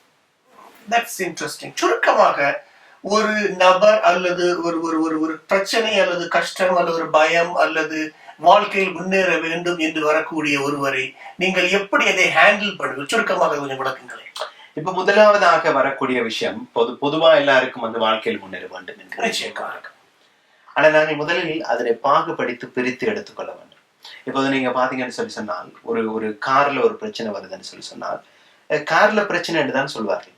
ஆனா கார்ல எங்கேயாவது ஒரு இடத்துல பிரச்சனை இருக்கும் அல்லது ஒரு 2-3 இடத்துல பிரச்சனை இருக்கும். அப்ப முதல்ல என்னென்று அந்த பிரச்சனையை அறிஞ்சிட்டு அதுக்கு பிறகு எவ்வளவு பெருசு என்று பார்த்து நீங்க அதை பகுத்து பிரிச்சு எடுத்துட்டீங்கனாலே பாதி பிரச்சனை அங்க தீர்ந்துடும்.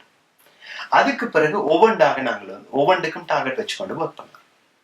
இப்போது அவருக்கு தொழில மாற்றம் வர வேணும் என்று அவர் நினைக்கிறார், அல்லது அவருக்கு ஒரு கான்பிடென்ட் இல்லாம இருக்கு என்று நினைக்கிறார், அல்லது ஏதோ நடந்த ஒரு சம்பவத்துல அவருக்கு மனசுல ஆழமான ஒரு பலரளிப்பு இருக்கு அப்படின்னு என்ன பிரச்சனைன்றதை நீங்கள் சரியா அறிஞ்ச பிறகு அந்த ஒவ்வொன்றா நீங்க பிக்ஸ் பண்ணீங்கன்னா அது எல்லாம் பிக்ஸ் ஆகிடும். இப்ப நீங்க உதாரணம் பாருங்க, ஒரு போட் பயணிக்குது. ஒரு இடத்துல இருந்து 2 போட் கிளம்புது. ஆனா 1 டிகிரி வித்தியாசத்துல அந்த 2 போட்டும் 2 கோணத்துல போகுதுன்னு வச்சுக்கணும். முதல்ல பார்க்க போறது 2 பக்கத்துல போற மாதிரியே இருக்கு. ஆனா ஒரு 300 கிலோமீட்டர் 400 கிலோமீட்டர் போற பொழுது அந்த போட் ஒரு திசையில, இந்த போட் ஒரு திசையில, சம்பந்தமே இல்லாத தூரத்துக்கு போயிடும். அப்ப நீங்க மாற்றங்கள் எங்கேயாவது ஒரு துறையில அழகாக ஒருவருக்கு அனுபவ ரீதியா செய்து காட்டினால் அது அடுத்தடுத்த மாற்றங்களை அவர்களுக்கு உள்ளாவே அது கொண்டு வரும். நீங்கள் ஸ்பூன் ஃபீட் பண்ணி கொண்டு இருக்க தேவையில்லை. ஒவ்வொரு முறையும் நான் மனிதை நம்புகிறேன், மனித மூளையினுடைய வல்லமையை நம்புகிறேன். ஆகவே நீங்கள் ஒரு சில விடயங்களை சரியாக காட்டிக் கொண்டு அவர் செய்ய தொடங்கிவிட்டால் அவர்களாக அடுத்தடுத்த கட்டத்துக்கு அவர்கள் நகர்த்தி செல்வார்கள். அவர்கள் மிகவும் கிரியேட்டிவாக மிகப்பெரிய மாற்றங்களை எல்லாம் அவருடைய வாழ்க்கையில் அவர்கள் நிகழ்த்தக்கூடியவர்கள். சில பேருக்கு மாற்றமே தேவையில்லை, தங்களை ஏற்றுக்கொண்டாலே போதுமானதாக இருக்கும். இந்த செல்ஃப் அனிமோசிட்டி என்று சொல்லுவோம், தங்களை தாங்களே வெறுத்தல், சுய கோபம் எல்லாம் இருக்கும். அவர்களை பொறுத்தவரைக்கும் எதையாவது சாதிப்பதற்கு அப்பால் தங்களை முதலில் அவர்கள் விரும்பி தங்களை ஏற்றுக்கொள்ளுதல் என்கிற விடயமே சில நேரங்கள் தேவை. ஆகவே இது ஒரு பெரிய சிரமமான விஷயம் இல்லையா? அது நம்மளுடைய வீக்னஸோடு சேர்த்து ஏற்றுக்கொள்வது என்பது கொஞ்சம் சிரமமான விஷயம் தான் இல்லையா? நிச்சயமா இல்லையா? சிரமமுடைய வேண்ட பாருங்கள், சின்ன வயசுல இருந்து நீங்கள் நன்றாக இருந்தால் நீ இதை செய்தால் அம்மா இதை வாங்கி கொடுப்பாள் இல்லையா? இப்போது நீங்கள் நல்லதாக செய்தால் அவர்கள் ஒரு பிரசன்ட் வாங்கி கொடுப்பார்கள். கண்டிஷனல் எல்லாம் போட்ட பிறகு அப்ப நாங்கள் எங்கள் மீதான ஒரு லவ் அல்லது எங்கள் மீதான ஒரு அன்பு வருவதாக இருந்தால் நாங்கள் நன்றாக இருந்திருக்க வேண்டும் என்ற நிபந்தனை. அப்ப இந்த நிபந்தனைக்கு வளர்ந்து வரக்கிற பொழுது நாங்க எல்லாருக்குமே ஒரு ஹை ஸ்டாண்டர்ட் இருக்கு. நான் இப்படித்தான் இருக்க வேண்டும். ஆனா யதார்த்தத்தில் நாங்கள் அப்படி இல்லாட்டில் நாங்கள் எங்களை வருத்துகிற துன்பம், சுய பச்சாதாபம் மாத்திரமில்லை, எங்கள் மீது எங்களுக்கு வரக்கூடிய கோபம், எங்களை ஏற்றுக்கொள்ளாமல் நான் அப்படி இருக்கிறேன், நான் அழகா இல்லை, கருப்பா இல்லை, வெள்ளையா இல்லை, உயரமா இல்லை, குள்ளமாய், இந்த 1000 நிர்பந்தங்களை வைத்துக்கொண்டு எங்களை வருத்துகிறவர்கள் அதிகம். இன்னும் ஒரு ஆளை இலகுவாக லவ் பண்ணி விடுவார். ஆனால் உன்னை நீ காதலிக்கிறாயா, உன் மீது அதே அளவு அன்பு வைத்திருக்கிறான்னு கேட்டா பல பேருக்கு கஷ்டமா இருக்கு. தினேஷ், இந்த செல்ஃப் லவ், அதாவது தன்னை தானே நம்மை விரும்புவது, இந்த விஷயத்தை நீங்க சொன்னீங்க. இன்னொன்று அக்செப்டன்ஸ், நம்மை ஏற்றுக்கொள்வது. இப்ப எனக்கு ஒரு விதத்துல பார்க்கும்போது இந்த அக்செப்டன்ஸ்ங்கிறது ஒரு நெகட்டிவான விஷயம் மாதிரியும், அந்த செல்ஃப் லவ்ங்கிறது ஒரு பாசிட்டிவான விஷயம் மாதிரியும் தெரியுது.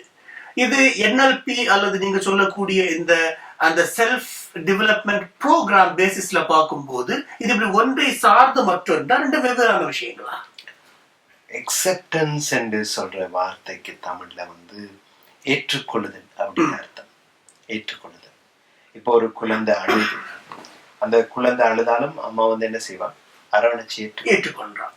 இப்ப நீங்க ஒரு சின்ன ஒரு தவறு செய்துட்டீங்க, உங்களோட தாய் தவறா இருந்தாலும் தண்டை பிள்ளை தான் சொல்லி ஏற்றுக்கொள்ளும். சரி, அப்ப ஏற்றுக்கொள்ளுதல். குறைபாடுகள் இருந்த பொழுதும் அதை ஏற்றுக்கொள்ளுதல் தான் அக்செப்டன்ஸ். 2வது செல்ஃப் லவ் என்று சொல்கிற பொழுது இது மிகவும் முக்கியமான ஒரு விஷயம், பலரும் ஆழமா புரிஞ்சு கொள்ள வேண்டிய விஷயம் என்று நினைக்கிறேன். செல்ஃப் லவ் என்று சொல்ற பொழுது தன்னைத்தான் காதலித்தல் என்பது மேலோட்டமாக பேசப்படுற விஷயம். ஆனால் உங்கள் மீது உங்களுக்கு ஆழமான ஒரு அன்பு இருந்தால்தான் அந்த உங்கள் மீதான அன்பை நீங்கள் ஆழமாக அனுபவித்து வர வர வர உங்களுடைய கையை, காலை, உங்களுடைய உடம்பை, உங்களுடைய மனதை, உங்களுடைய எண்ணங்களை, நீங்கள் யாராக இருக்கிறீர்கள் என்பது பற்றி உங்கள் மீது ஒரு அன்பு அதிகரிக்க அந்த அன்பு உங்களை கட்டத்தை விரிந்து அது வளரும். அனுபவித்து பார்த்தவர்களுக்கு தாராளமாக தெரியும். அந்த அன்பு உள்ளே இருக்கிற பொழுதோ அந்த அன்பு விரிந்து உங்களை சுற்றி இருக்கிறவர்களுக்கு கூட, சில பேரோடு நீங்கள் பக்கத்துல இருக்க விரும்புவீர்கள், சில பேரோடு கூட இருந்தாலே நன்றாக இருப்பது போல. சுயநலத்தை சற்றும் சாராத ஒரு விஷயம் இது இல்லையா? சுயநலத்தை சற்றும் சாராத விஷயம் தான் சுயலவ்.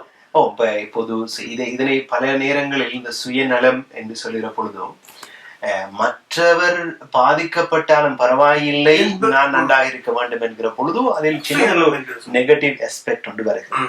ஆனால் சுயநலம் என்று நீங்கள் பார்த்தீர்களா, அந்த சுய நலம் என்பது ஒரு அருமையான வேர்ட், அந்த செல்ஃபிஷ் என்று சொல்லுவோம்.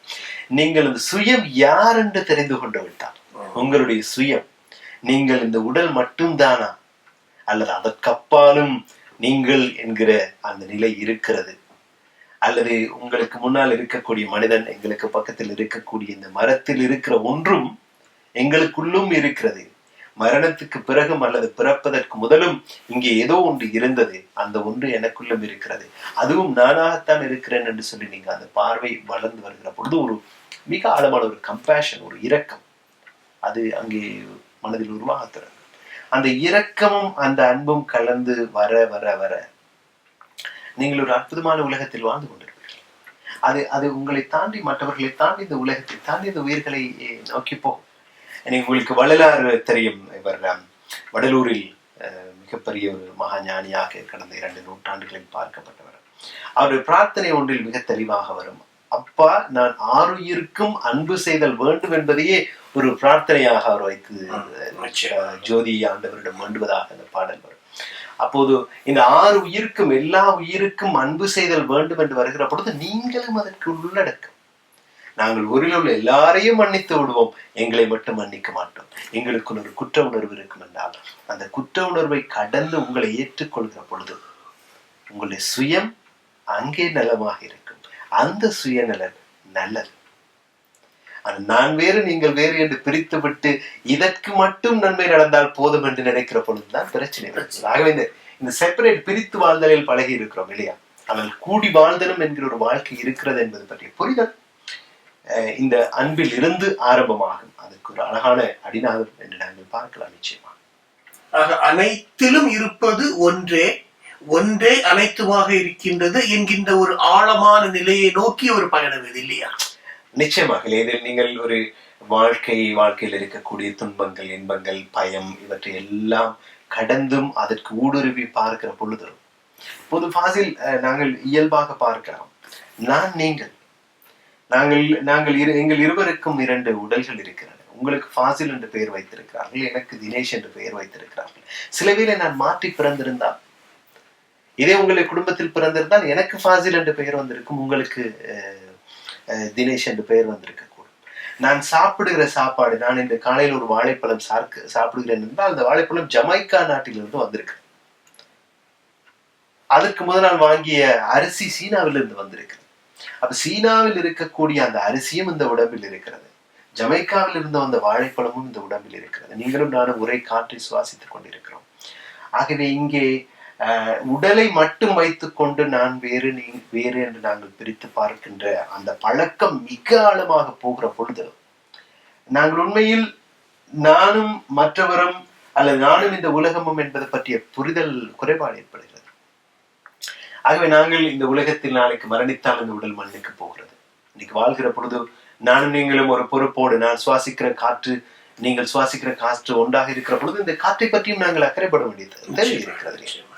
ஆகவே இந்த எல்லாவற்றிலும் உயிராக ஓடிக்கொண்டிருப்பது, இந்த எல்லா இடத்திலும் கண்ணுக்கு தெரிந்த இந்த வெளிக்குள் வெளியாக இருக்கின்ற ஒரு பொருள் எல்லாவற்றிலும் ஸ்பேஸாக இருந்து கொண்டிருக்கிற இந்த ஒரு மிகப்பெரிய ஸ்பேஸ் என்று சொல்லுகிறோம். இந்த வெளியில் தான் நாங்கள் அவ்வளவு பேர் வாழ்ந்து கொண்டிருக்கிறோம். ஒரு பொது ஒரு மீன் தொட்டியில் மீன்கள் இருப்பது போன்று, அந்த இருக்கக்கூடிய தண்ணீரில் மீன்கள் எல்லாம் வாழ்ந்து கொண்டிருப்பது போன்று இந்த ஸ்பேஸில் நாங்கள் எல்லோரும் வாழ்ந்து கொண்டிருக்கிறோம். அந்த ஸ்பேஸ் மீன் தொட்டியில் இருப்பது போன்ற தண்ணீரில் இருக்கக்கூடிய இந்த வெளி நாங்கள் எல்லோரும் இருக்கக்கூடிய வழியாக இருக்கிறது. அது நாங்களாகவும் இருக்கிறது. ஆகவேதான் இந்த வெட்ட வெளியில் தங்களுக்குள் இருப்பதையும் புரிந்து கொள்கிற நிலை என்பது உண்மையில் நான் நினைக்கிறேன் மிகவும் ஆழமாக பரவலாக பயன்படுத்தப்பட்ட ஒரு சொல் சித்தர்கள் மத்தியில் இல்லையா? இந்த தக்கலையில் நான் பிறந்த அந்த மண்ணில் வாழ்ந்து சமாதி அடைந்த பீரப்பா ஒரு இடத்தில் பாடுவார், வெளியாய் வெளிக்குள் ஒளி உருவாய் அமைந்தவா என்று. அந்த வெளி ஒளி என்கின்ற விஷயங்கள் எல்லாம் ஒரு சித்தர்கள் மத்தியில், பிலாசபர்கள் மத்தியில் பரவலாக இருந்திருக்கின்றது. இந்த இடத்தில் தவிர்க்க முடியாத ஒரு கேள்வி தினேஷ், நீங்கள் தியானம், ஆன்மீகம் இம்மாதிரியான பிலாசபிக்கல் விஷயங்களை பேசுகிறீர்கள். வெஸ்டர்ன் விஞ்ஞானம், சயின்டிபிக்கலி ப்ரூவன் ஃபேக்ட் என்ற விஷயங்களை பற்றி பேசுகின்றீர்கள். இப்போது உங்களுடைய இந்த ப்ரோக்ராம், இந்த ஒர்க் ஷாப், இந்த 1-to-1 மாதிரியான விஷயங்கள், இதில் மதம், இனம், நம்பிக்கைகள் சார்ந்த விஷயங்கள் பிரதிபலிக்குமா அல்லது இது மதங்கள் அனைத்தையும் கடந்த ஒன்றா? இதில் ஒருவருடைய நம்பிக்கைகள் சம்பந்தப்பட்டபடிகள்,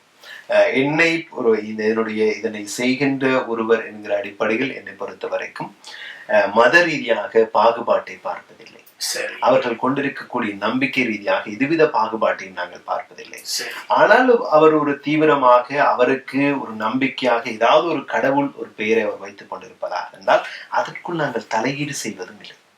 அதை நீங்கள் இவருடைய அந்த வளர்ச்சிக்கு பாசிட்டிவாக அதை பயன்படுத்த முடியும். பொது கடவுள் நம்பிக்கை என்பது பல நேரங்களில் நீங்கள் பார்த்தீர்களாக இருந்தா உங்களுக்கு ஒரு துன்பம் வருகிற பொழுது அதற்கு ஒரு ஆறுதல் கருவியாக கடவுள் என்கிற கருத்தியல் பார்க்கப்படுகிறது. பல நேரங்களில் அந்த கடவுள் தன்மை என்பதை உணர்கிற ஆராய்கிற தேடல் என்பது வேறு. பொதுவான கண்ணோட்டத்தில் ஒரு பிரச்சனை என்றால் கோயிலுக்கு போகும். அப்போது NLPயை பொறுத்த வரைக்கும் உங்களுக்கு பயன் தருவதற்காக ஏதாவது ஒரு மெத்தட் உங்களுக்கு உண்மையில் பயன் தருவதா இருந்தால் அந்த மெத்தடை நீங்கள் பாவீங்கள் என்று சொல்லுங்க. அப்போது மிக மோசமாக துன்பப்படுகிற ஒருவர் மனதுக்கு அவருக்கு சிக்கல் இருக்கிறது, யாரிடமும் சொல்ல முடியவில்லை, அவர் கடவுளிடம் வாய்விட்டு அழப்போகிறேன் என்று ஒன்றை சொல்லுவார் இருந்தால் அது அவருக்கு வடிகாலை கொடுக்குமாக இருந்தால் அதனை நாங்கள் அனுமதிக்க வேண்டும். மனிதர்கள் ஒவ்வொருவருக்கும் ஒவ்வொரு விதமான புரிதல்கள் இருக்கிறது. நான் ஒரே ஒரு வடிவம் இந்த இடத்தில் சொல்றேன். நீங்கள் இந்த சமயம் இருக்கிறதான்னு கேட்டீர்கள். இந்த சமயம் கடந்த நிலை அல்லது எல்லா சமயங்களுக்குள்ளும் மிக ஆழமான உண்மைகள், அற்புதமான விடயங்கள் இருக்கின்றன. ஆனால் அந்த சமயங்கள் நிறுவனமாக மாறிவிட்ட பிறகு அந்த நிறுவனத்துக்குள் உள்ளே அந்த கட்டிடங்கள் இருக்கிற அளவுக்கு அதற்குள்ளே கடவுளர்கள் இருக்கிறார்களா என்று தெரியவில்லை. இதற்காக என்னுடைய சித்திரமுத்தடிகள் என்று சொல்லியிருந்த சுவாமி அவரை ஞாபகம் இருக்கிறது. அவருடைய சமாதி இப்போதும் ராமநாதபுரம் தமிழ்நாட்டில் இருக்கிறது. நீங்கள் போய் பார்த்தீர்களாக இருந்தால் அவருடைய சமாதியின் மேல் ஒரு மிகப்பெரிய ஒரு நிலை கண்ணாடி இருக்கும். அவர் சொல்லி இருக்கிறார், தன்னுடைய படத்தை வைத்து நீங்கள் தயவு செய்து என்னை கும்பிடாதீர்கள், என்னுடைய பேரில் ஒரு சமயத்தை கட்டிவிடாதீர்கள், என்னை நீங்கள் வணங்க வேண்டுமாக இருந்தால் வெட்ட வெளியாக வணங்குங்கள் என்று அந்த கண்ணாடியை போட்டு வச்சிருக்கிறார். அவர் என்னன்னு சொன்னா உருவங்கள்ல மட்டுப்படுத்தப்பட்டு விடக்கூடாது. ஒரு குருவுக்கு பின்னால சுத்தி போகிற ஒரு மூட நம்பிக்கை கூட்டமாக மக்கள் மாறிவிடக்கூடாது. அவர்கள் சுய சிந்தனை உள்ளவர்களாக எல்லா நிலைகளையும் கடந்த நிலையில் ஒரு உரிமையை பார்க்கக்கூடிய இருக்க வேண்டும் என்கிற ஒரு அற்புதமான விடை அண்மையில் இந்த சச்சிதானந்த பரமஹம்சர் அவர்கள் எழுதிய ஜீவ பிரமைக்கிய வேதாந்த ரகசியம் நீங்கள் எடுத்து பார்ப்பீர்கள். ஆனால் அங்கே இந்த வெட்ட வெளி பற்றி பெருவாரியாக பேசி இருக்கிறார். ஆகவே இந்த வெட்ட வெளி என்பது ஒரு இந்த ஆத்மீக தத்துவங்களில் மிகவும் ஆழமான ஒன்றாக ஒரு கடவுள் நிலை என்றெல்லாம் கூட அதில் சொல்லப்பட்ட விடயங்களாக இருந்திருக்கிறது. ஆகவே நான் நினைக்கிறேன் இந்த அனைத்திலும் ஒன்று அனைத்தும் ஒன்று எண்ணக்கூடிய அந்த ஒன்னஸ் என்கிற அந்த கன்செப்ட் மனம் அமைதியாக இருக்கிற பொழுது ஒவ்வொருவருக்கும் ஒரு துளி வந்துவிட்டு போகிற ஒரு விவகாரம் அதில் நிலைக்க முடியுமாக இருந்தால் அற்புதமான அனுபவத்தை அது கொடுக்கும். நிச்சயமா கடவுள் மதம் போன்ற விஷயங்களை சாராத அதே வேளையில் அதற்கு முரண்படாத ஒன்றாக இந்த டெக்னிக்ஸ் இருக்கின்றது என்கிறீர்கள் இல்லையா? சமயங்கள் என்கிற கட்டுமானங்களுக்கு நாங்கள் போவதில்லை. ஒருவருக்கு அந்த நம்பிக்கை இருக்கிறார்கள், அந்த நம்பிக்கை வைத்துக் கொள்வதற்கு உரிமையும் அதற்குள் நாங்கள் தலையிடுவதில்லை. அந்த உரிமை தெளிவான விளக்கம். அந்த விளக்கம் நான் கேட்க காரணம் இந்த மாதிரியான பயிற்சிகள் இருக்கின்றன என்று தெரிந்து அதை நாடி வருபவர்கள் இது ஒரு பெயர் அல்லது ஒரு அமைப்பு சார்ந்து என்று பார்த்து இது நம்மை சார்ந்ததாக இல்லையோ என்று ஒரு எண்ணம் வந்துவிடக் கூடாது. அரவணைப்பு இருக்கிறது. இதில் பாத்தீங்கன்னா ஒரு அரவணைப்பு இருக்கிறது. பொதுவாக எனக்கு ஜேசுநாதரை ஒரு மிக முக்கியமான ஒரு மனிதராக பார்க்கிறேன். பைபிளில் கணக்கு விடயங்கள் எடுக்கிறோம். பௌத்தத்தில் இருந்து வரக்கூடிய மைண்ட்ஃபுல்னஸ் போன்ற அந்த முறைகள் எல்லாம் இருக்கிறது. அதே போது இந்துத்துவத்தில் நீங்கள் குறிப்பிடக்கூடிய யோகத்தினுடைய முக்கியமான அங்கங்கள் பதஞ்சலி யோக சூத்திரம் எல்லாம் இதற்குள். அதே போன்று சூஃபிசம் இஸ்லாத்துக்கு மிக நெருக்கமான தொடர்புள்ள ஞானபரபு சூஃபிசம். இப்படி நாங்கள் எங்கெங்கெல்லாம் நல்லது எங்கெங்கெல்லாம் மக்கள் வாழ்வைக்கு பயன்படக்கூடிய இருக்கிறதோ அத்தனையும் நாங்கள் இரண்டு கரங்களால் நீக்கி அரவணைத்துக் கொள்கிற ஒரு பக்குவத்தினை தான் வளர்த்து கொண்டு வந்து கொண்டிருக்கிறோம். ஆகவே இங்கே எல்லோரும் வரவேற்கப்படுகிறார்கள். மனிதம் என்கிற ஒன்றும் உயிர்மை என்கிற ஒன்றும் தான் இங்கே முக்கியமே தவிர அவர்கள் கொண்டிருக்கிற நம்பிக்கைகள் அவருக்கு பயன்படுமாக இருந்தால் அவர் வைத்துக் கொள்ளட்டும். அவருக்கு பயன்படவில்லை, அது மாற்ற வேண்டும் என்று அவர் விரும்பினால் அந்த மாற்றத்துக்கு உரிய உதவியை நாங்கள் செய்வோம். ஆக அந்த இப்படியான ஒரு உணர்வை மக்களுக்குள் ஏற்படுத்துவதே ஒரு மிகப்பெரிய ஒரு சாதனையாக தெரிகிறது இல்லையா? காரணம் அதிகமான போர்கள், கஷ்டங்கள், இந்த விஷயங்கள் எல்லாமே அடிப்படையில் பார்க்கின்ற போது ஒரு என் மதம் உன் மதம் என்று வருகின்ற அந்த ஒரு காழ்ப்புணர்ச்சி, ஒரு வேற்றுமை உணர்ச்சி, அதுதானே காலப்போக்கில் ஒரு கொடூரமான ஒன்றாக வெளிப்பட்டு இம்மாதிரியான பிரச்சனைகள் எல்லாம். ரொம்ப சந்தோஷம் தினேஷ். இப்படி நீங்கள் செய்கின்ற இந்த நல்ல விஷயங்கள், இதை ஏதேனும் ஒரு அமைப்பாக அது தனி மனிதராக நீங்கள் செய்து கொண்டிருக்கின்றீர்களா, அல்லது இது ஒரு இன்ஸ்டிடியூஷன் அல்லது ஒரு ஏதேனும் ஒரு பேனரின் கீழ் ஒரு பேரோடு நீங்கள் செய்து கொண்டிருக்கின்றீர்களா? இதுவரையில் எதுவது நிறுவனமயப்படுத்தப்பட்டதாக மாற்றவில்லை. நிறுவனமயப்படுத்த அந்த அர்த்தத்தில் நான் கேட்கிறேன், நிறுவனமயமாக்கப்பட்ட அர்த்தத்தில் நான் கேட்கவில்லை. காரணம், தினேஷ் என்ற ஒரு தனிநபரை தான் இந்த இந்த லோட்டஸ் என்கிற ஒரு பொது பெயரின் கீழ் நாங்கள் லோட்டஸ் என்றால் தாமரை. ஒரு தாமரை நீங்க பாத்தீங்கன்னு சொல்லி சொன்னால், அது 5 அடி குளத்துல இருந்தாலும் 50 அடி குளத்துல இருந்தாலும் அந்த தண்ணிக்கு மேலத்தான் அது வந்து வாழ்க்கையில அது எத்தனைதான் பிரச்சனைகள் வாழ்க்கையில் இருந்தாலும் அது அந்த பிரச்சனைகளை தாண்டி சூரியன் நோக்கி தண்ணீருக்கு மேலே வருவது அந்த தாமரை இயல்பு. அந்த தாமரை சேற்றிலே மலர்ந்த செந்தாமரை என்று சொல்லுவாங்க. சகல சமயங்கள், ஈஜிப்திலிருந்து மாயன்கள் முதற்கொண்டு இந்துத்துவம் பௌத்தம் வரைக்கும் இந்த தாமரை கடவுளர்கள் தங்கியிருக்கிற ஆசனமாக பார்க்க அடைகளுக்கு முக்கியத்துவம் இருக்கிறார். ஆகவே மிக அழகான அந்த கருத்துக்கள், அந்த பூவை மையமாக வைத்துக் கொண்டு இது போன்ற எங்களுடைய வாழ்க்கையில் உயர்வான லட்சியங்களை, உயர்வான எண்ணங்களை, உயர்வான நிலைகளை அடைய வேண்டும் என்பதற்கான குறிகாட்டியாக அந்த தாமரை என்கிற பெயரில் இயங்குகிறோம். மற்றபடி அதனை ஒரு நிறுவனமயப்படுத்தப்பட்டதாக மாற்றுகிற நிலை இன்றைக்கு வரைக்கும் நாங்கள் யோசிக்காத ஒன்று. அது இந்த கருத்து எந்த அளவு தூரம் போய் ஒவ்வொருவரும் பயனடைகிறார்கள் என்பதை பொறுத்து அது போகும். ஆனால் நிறுவனங்கள் என்று வருகிற பொழுது உங்களுக்கு தெரியும், மிகவும் கவனமாக இருக்க வேண்டும். அந்த சப்ஸ்டன்ஸ், அதனுடைய உள்ளீடு என்பது மிக முக்கியம். இல்லாட்டி கட்டிடங்கள் முக்கியமாக போய்விடும், அங்கே நடக்கிற விடயங்கள். அது உண்மையில் எல்லா இடங்களிலும் கொண்டு போக வேண்டும் என்கிற எண்ணம் இருக்கிறது. அப்ப இது ஒரு மொழி அல்லது இனம் கடந்து மானிடம் என்கின்ற வழியில் சென்று சேர வேண்டிய ஒரு கருத்து. மொழி இல்லை, மதம் இல்லை, நாடு இல்லை, எந்த வேறுபாடும் இல்லை. மானிடம் மட்டும்தான் இங்கு இருக்கின்ற மனம் என்று இருக்கின்ற ஒருவர், ஆத்மா என்று இருக்கின்ற ஒருவர், எவராக இருந்தாலும் அவர் இதில் பங்கு பெறலாம், பயன்பெறலாம். நன்றி தினேஷ். தினந்தோறும் உங்கள் வீடுகளுக்கு வந்து உங்களோட 1 மணி நேரம் கார்ல் மார்க்ஸிலிருந்து கம்பராமாயணம் வரை பேசிக் கொண்டிருந்த தினேஷுடைய மறுபக்கத்தை, அவர் சமூக அநீதிகளுக்கு எதிராக அவற்றை வெளிச்சம் போட்டு காட்டியதை போன்று இப்போது தனி மனித மேம்பாடு, உங்களுடைய வாழ்வில், நம்முடைய வாழ்வில் முன்னேற்றம் அடைய நாம் என்ன செய்ய வேண்டும்? காரணம், எல்லோருக்கும் சந்தோஷமாக இருக்க வேண்டும், வெற்றி பெற வேண்டும் என்ற எண்ணம், சிந்தனை இருக்கிறது. அதை எப்படி செய்வது என்பதுதான் இங்கே கேள்வி. அதை இப்படி சில டெக்னிக்குகள் இருக்கின்றன, சில டூல்ஸ் இருக்கின்றன, அதை நீங்கள் பயன்படுத்தினால் செய்ய முடியும் என்கிறார் தினேஷ். வாழ்த்துக்கள். நீங்களும் உங்களுடைய வாழ்வில் மேம்பட, முன்னேற இம்மாதிரியான விஷயங்களை செய்ய நாடினால் தினேஷ் அதற்காக தயாராக காத்துக் கொண்டிருப்பார் என்று நம்புகிறோம். அனைவருக்கும் வணக்கம்.